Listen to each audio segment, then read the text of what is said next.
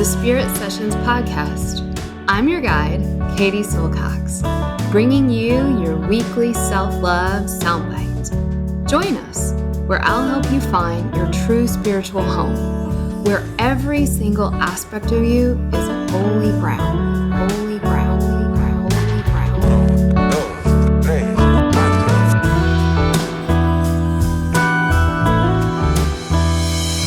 This is a Spirit Session podcast with Katie Silcox. Venga chicos, empezamos. 5, 4, 3, 2, 1, 0. All engine running. Liftoff. We have a liftoff. Hi everyone, Katie here. This podcast is intended to inspire you, educate you, and most importantly, support you on your journey towards knowing who you really are, that inner self, that inner teacher. I am not a psychologist or a medical doctor and do not offer professional health or medical advice on this podcast. If you are suffering from any kind of psychological or medical issue, please do the right thing and seek help from your qualified health professional. Hello, everybody, and welcome to this week's Spirit Sessions. I am your Ayurveda Gal Friday here. I had to get this podcast out to you all before Thanksgiving. So, number one, to kind of give you a little insight into kind of the fun / different things that we're doing in Ayurveda school. And also because it's the time, whether it be Thanksgiving or Christmas, Hanukkah, this is the holiday season where we tend to get back together with our nuclear families. And we had the number one most popular post we've ever had on our Instagram. So if you're not an Instagram follower, you should go follow us on Instagram because we're putting out really fun, awesome, funny content, and I think really useful content. And the number one video that we've ever had was just a silly little meme with Mariah Carey singing a song about going back and having dinner with your family. And, you have to kind of see the video to see the humor. But when I tell you, I think this video has been seen 5 million times and shared like thousands and thousands of times. People are sending this to their friends. You could say we had a viral video. Okay, so what that says to me is that this is really resonating with the everyone, with the collective. What a meme is, what a viral video is something that is archetypal. It's tapped into the collective unconscious. And I find that just absolutely fascinating. And so therefore, it has inspired me to do a free webinar coming up this December, totally free Taste of Shakti School on family archetypes. Family archetypes. In the Ayurvedic tradition, we call these entities. They are archetypes in the Western tradition. So what is an archetype? An archetype is a predictable, patterned response to a stimuli. It is an energy that functions almost on its own. Inside of us as individuals, it is highly predictable, patterned, and reactive, meaning it overcomes you. The Jungian tradition says the archetypes possess us. And so what we are attempting to do in the webinar that I'm going to give on the family archetypes in December, and what I'm going to give you a taste of today to prepare you for your Thanksgiving dinner with your family, is the archetypes function in us in a reactive way. They are largely unconscious until we make them conscious, which, interestingly enough, is the definition of yoga. Yoga is to make the covert more overt, to make the unconscious more conscious, so that we are not possessed by the archetypes, but we can honor them. We can see their positive, life-giving, life-bringing aspects, and we cannot be taken under by them, because when we're taken under by them, they're often harmful. And we just had an amazing level 1 and level 2 session last week on some of the archetypes. We were talking about Marilyn Monroe as archetype. We're talking about the goddesses as archetypes. And we also have our family archetypes. And I want to apologize ahead of time if you guys hear my dog. She is going to town on a bone over here, and just letting you know. Doggy on board. Okay, so I had so much fun with this. Seeing the Mariah Carey has sent me down just a complete research rabbit hole. You guys know I'm a Jungian PhD school dropout. I'm just such a lover of Jung. He was so inspired by yoga. He was our Western yogi. Okay, so let's get into it, guys. We're going to Thanksgiving dinner, and here's the deal. From a tantric perspective, this is your opportunity. This is your opportunity. This is your opportunity to enter into a portal of relationship with the ghosts of your past, of ghosts of Christmas past. My teacher always says, go to Thanksgiving dinner and just don't take the bait. Don't take the hook. Witness everything inside yourself, especially. Try not to make everyone else bad or wrong and you the good guy. That's a setup. That's a false premise. I'm the victim. They are the perpetrator. Now, I want to front load this, as I always do, with the very, very practical advice that if you actually are in an abusive family situation, you may want to get out of that. You may decide to put up some boundaries. And if it's a very, very bad abusive situation, you need to get out, right? So when we talk about spiritual practices and working with the lens of spirituality, we're not saying you should bypass the reality of like actual abuse, but I think that that term has been largely overused. For most of us, most of the time, we have families that are flawed. We have families with addiction. We have families with a history of trauma, and we still want to make the choice to be around them, right? And to be in a loving relationship with them. For most of us, we're not just going to throw our mom and dad and sister and brothers and aunts and uncles out the window. I think that's probably, for most of us, the reality we're working with, that we're not in a place where we're ready to like kick them out of our hearts forever and shut down. But I do want to say there are situations where you might need to. If you're in an abusive situation, you're maybe just feeling like it's toxic for you, I can see that that might be a moment to just bow out. So full permission, not that you need mine, but full permission. But that's not what we're talking about today. What are we talking about today? We're talking about the 95% of us who are going to go and be with our families, our imperfect families. Because guess what, guys? Our families love us and we love them. And our mom, dad, sister, brother, aunt, uncle, cousins are just like you. They are imperfect humans working through their own karmic reactivity in this lifetime. We're all flawed beings attempting to love one another in a very flawed way.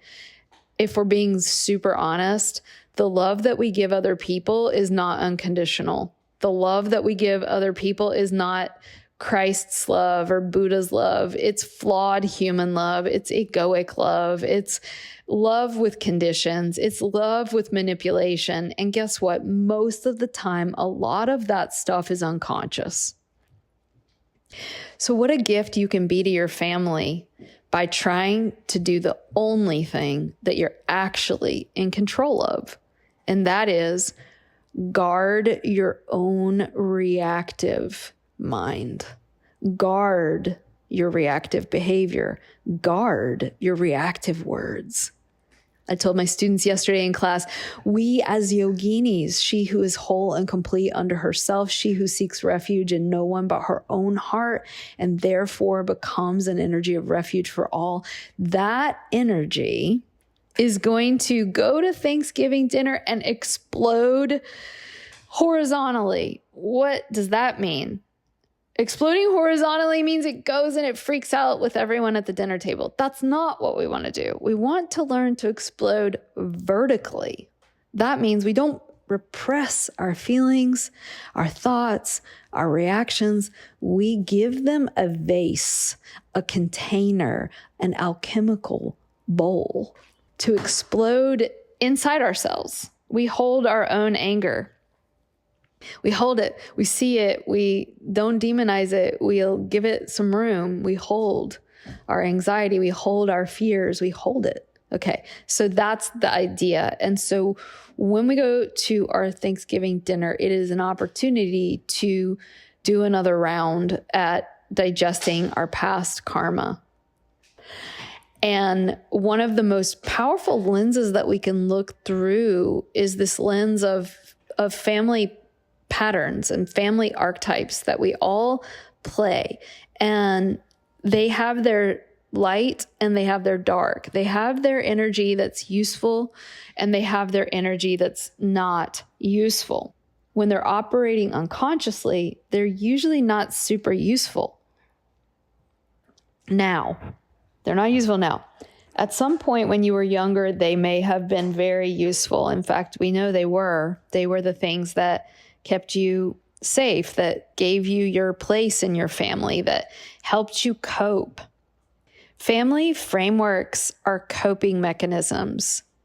We all in our families have a family framework that all of our family egos find familiar, patterned, and therefore comforting. In some fields of psychology, this is called a love signature, but I don't love that wording, even though I get it, because it's not real love, right? It's coping mechanisms that our egos find familiar and patterned and therefore comfortable. In our family frameworks and our family dynamics, we all know how to play our role, and these are coping roles that we learned when we were really young. We are all trying so hard to create an environment that feels like we can handle it, like we can cope, like we can get through. So how do those roles show up? And it's just like in Ayurveda, we talk about the doshas.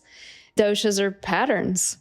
They're reaction patterns. They are coping mechanisms our body takes on and our mind takes on to deal with the vicissitudes of elemental life.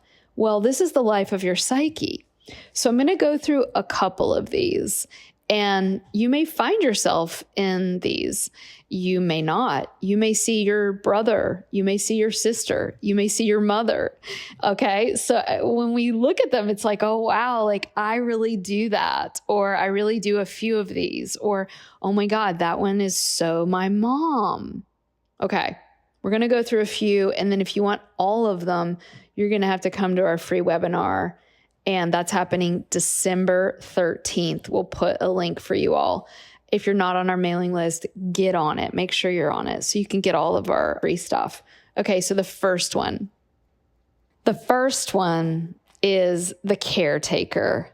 The caretaker archetype, the caretaker role. We can think of all the beautiful things about being a caretaker, but today we're going to talk about the way it's dysfunctional. The caretaker finds it incredibly uncomfortable to feel any of her feelings. She's often the child in the family that was parentified, meaning the parents knowingly or unknowingly couldn't handle everything. And so the eldest child, or it's not always the eldest child, but it's very common that the eldest child will take on a parental role of caretaking the parents. The child reverses its role. And they're trying really, really, really hard to create a less toxic environment for everyone. The caretaker child is often in her nervous system hypervigilant. She is tracking the room. She's highly sensitive and highly alert. She's often aware of the emotions of everyone else. And she will sacrifice her own well-being to make sure everyone else is okay. Again, we're talking about the dysfunctional nature of caretaking. There's also the functional, healthy way to take care of people. The caretaker, health-wise, often is a bad sleeper. They can't relax. And it's not like this person is this true saint, right? They're sacrificing their own sense of self or well-being for other people, but like it's a coping mechanism. It is a dysfunction. They often won't want to feel their own dysfunction or their own uncomfortable feelings. And so they keep themselves in a constant tizzy, a constant state of what can I do to help? And like a common example of this is maybe you're at Thanksgiving dinner and everyone's had a nice meal and they're sitting down to relax, and the caretaker in the family just can't sit down and relax. She has to keep straightening up the house or cleaning, right? This type of energy, this dysfunctional energy, can suffer from hypervigilancy. And so that may show up as anxiety or, like I mentioned before, insomnia, nervous conditions. So that's one of the many dysfunctional patterns. And as I'm saying this, I want to make it very clear, this isn't to be demonized, right? We all may have little threads of this. And remember, it's not a person. It's not a person. It's a pattern. It's not a person. It's a pattern. So if you're like, oh my God, I'm a caretaker. I'm so bad. I need to change. Just know, no, you are not a caretaker. You're you. This is just a coping pattern. You may be listening to this and thinking of someone in your family who does this. And just know they're really trying their best to make the situation more manageable.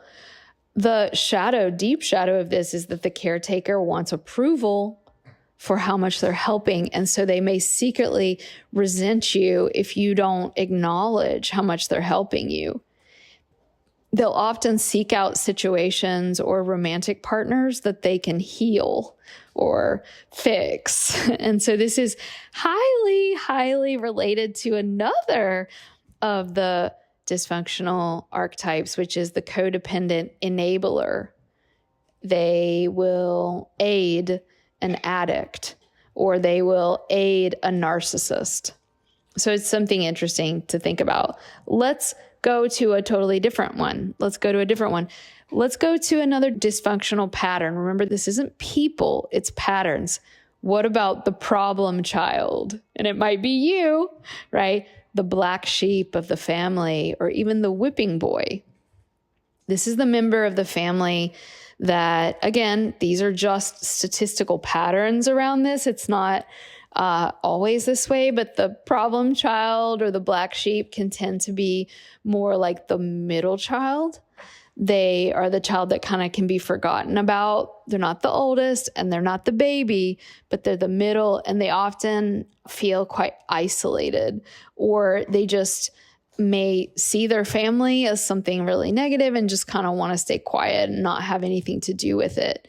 They may even like physically look different than the rest of their family members, or they feel very deeply that they don't belong. So it's also the whipping boy or the problem child, and it can also show up as the black sheep, but sometimes those are different. The family, and again, guys, this is unconscious oftentimes. They've agreed that this is the bad one, that this is the person that we think is the bad one in the family, or even that we hate this person. They're blamed, that's the whipping boy, they're blamed for all their family's issues. Now, of course, this person is not at fault for all their family's issues because everyone is involved in a family dynamic. But the family will agree that this is who we're going to place our negative energy into. And sometimes that role can change, right? Like, well, this Christmas, you're the bad one, right? You're the whipping boy. And this Christmas, she's going to be the whipping boy. And by the way, this can be our mother-in-law. This can be our brother-in-law. It doesn't have to just be your blood family, but who in the family is the one who's the bad one who gets all the blame? And that's the whipping boy. The black sheep can be a part of that. The black sheep can also be a little bit different. It might be the one that's like, ew, my family sucks. I don't like my family. I don't like the way they are. I don't like their politics. I don't like their religion. And so I'm going to go completely in the opposite direction. I'm going to be exactly the opposite. But of course, you're still completely related to them because you're basing your sense of self not on who you really are, but on just being the opposite of my family. And so we see this a lot. If someone in your family is like maybe I'll give an example, like say your family is like really, really Republican and conservative, and the black sheep's like, oh, I'm going to be an activist and I'm going to be far left, right? That would be a reactionary pattern, right? And so you can see these energies playing out. Another archetype is and I've got so many, so I can't wait till December when we're going to go into a lot of them, but here's another one that I love. The white knight savior, the hero of the family. Oh my God, you guys, I identify with a lot of these. You can have a little bit of all this, right? Okay, so what is the hero? The hero is, now remember, some of this is conscious, some of it's unconscious, most of it's unconscious. So we're attempting to make it conscious. But if you have in your patterning this setup, remember, we're talking about patterns, we're not talking about you. The setup is, I don't want to deal with my own issues, so I'm going to save you so I don't have to save myself. I'm going to put all of the focus on you and how messed up you are and how I can help you, right? And so we really do see this dynamic play out and this is sort of a variation on the caretaker, right? It's the hero. Okay, that's one we'll go deeper into in the webinar. What else? What would be another one? Oh God, y'all, this one is so powerful in my family. And I see myself in this too, don't worry. How about the clown? How about the class clown? Okay, clowns. I'm thinking about our brother, our beloved Robin Williams was such a clown, right? And underneath he had all of this deep emotional turmoil and depth, right? But the clown often is also, people don't realize that the clown is so highly sensitive, you guys. The clown, like the caretaker, is tracking the whole room. They're very highly sensitive. They're on high alert to how energies are changing in the room. And what do? Their pattern that helped them survive in oftentimes abusive situations is they leap to like put humor into situations that might be tense. They are looking for where the tension is and shoving a joke in. Oh, isn't that powerful, guys? And my heart just opens in all that compassion. We use humor. And don't get me wrong, like I'm a funny girl. And how wonderful to be so fun and be funny and think about the fun and the funny people in your family. It's the greatest blessing. But the shadow side of it is, are we using our jokes to diffuse the pain and the tension of the suffering that's often there? So clowns are always on high alert. And oftentimes the clown energy will counterbalance other energies in the family. So maybe there's the black sheep who's like bumming everybody out about all the horrible things going on in the world. And the clown will use the humor to kind of refocus, redirect, and diffuse the heaviness, right?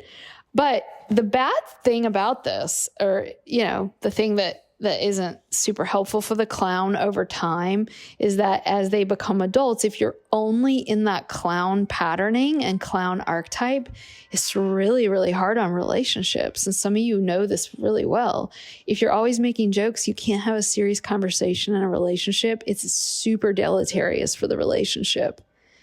If you're unable to have a deep conversation or a conversation about the dark side of life or your real feelings, it's really bad for relationships. They can't take anything seriously, right? And that's the extreme form of the clown. Clowns can sometimes suffer from physical ailments like digestive issues or nervous system imbalances, or secretly they're like raging underneath. And so their body will like harbor all that unprocessed anger or fear or sadness. And so the clown is something, it's like tears of a clown is really real. Like if you notice that in yourself or someone else, but really we can only work with ourselves, like really take that seriously. So at your Thanksgiving dinner, I want you to notice, am I going into a role to diffuse the tension, to manage my own feelings or in an attempt to manage the room. So we're going to talk a lot more about all of these, and I want to go into all of them now, but I want to save the rest for our free webinar. It's coming up December 13th. And if you're like, wait a minute, is this Ayurveda? The answer is yes. We are a really different Ayurveda school.